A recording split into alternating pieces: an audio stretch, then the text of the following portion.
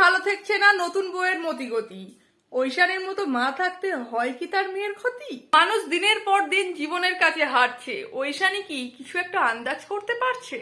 Hello friends, welcome to serial কথা। হরগৌরী পাইস হোটেলের আপডেট নিয়ে চলে এলাম। এই আপডেটে আমরা দেখবো যে ঐশানীর মেয়ের কোনোভাবেই ক্ষতি হতে পারে না, কারণ তার মায়ের নাম ঐশানী। একদমই তাই, ঐশানী নিজের সবটুকু দিয়ে কিন্তু মেয়ের সেবা করতে একদম রাজি, আর নিজের সবটুকু দিয়ে গোটা বাড়ির লোকের ক্ষেত্রে একটা পাহাড় হয়ে কিন্তু দাঁড়িয়ে যেতে পারে। নতুন অতিথি চা করে খাওয়ালো সকলকে, ঠিক আছে, প্রবলেম নেই, তাতে শঙ্কর ঘুমিয়েও পড়তে পারে।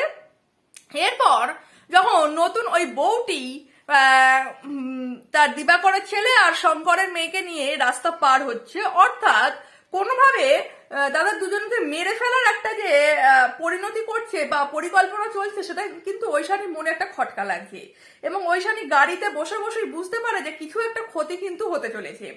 তাই ঐশানী কি করছে, ঐশানী কিন্তু সব সময় নিজের মেয়েকে দু হাত দিয়ে আগলে রাখছে, এবং ঐশানী যখন দেখতে পাচ্ছে তার মেয়ে রোড পার হতে পারছে না, সে কিন্তু তার মেয়েকে এসে বাঁচিয়ে নেয়।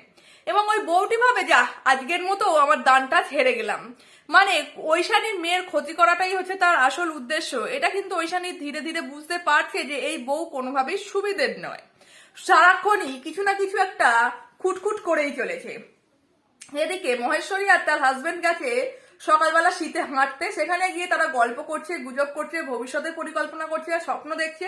যেরকম হয় আমরা সাধারণ মানুষরা সারা জীবন স্বপ্ন দেখি, যে যতটা পূরণ হয় ততটা হয়, যতটা হয় না ততটা হয় না।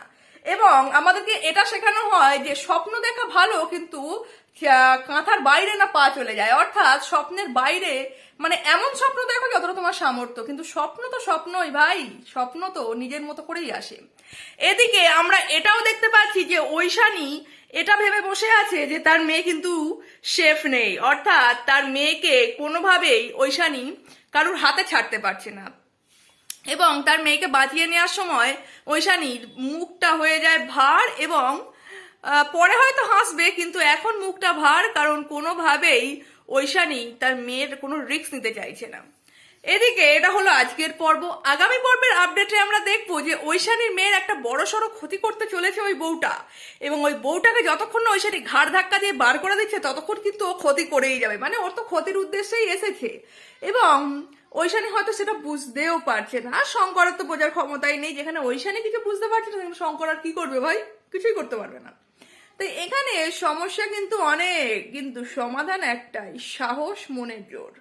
দর্শক বন্ধুরা, এই হলো আজকের আপডেট। তোমাদের কেমন লাগলো অবশ্যই কমেন্টে জানাবে। Like, comment, share and subscribe করবে, বেল আইকনটা প্রেস করবে, যাতে নতুন নতুন আপডেটগুলো তোমরা খুব তাড়াতাড়ি, খুব শীঘ্রই দেখতে পাও, এবং নেক্সট আপডেটগুলো আমরা জানতে পারবো কি হতে চলেছে। ততক্ষণ টাটা।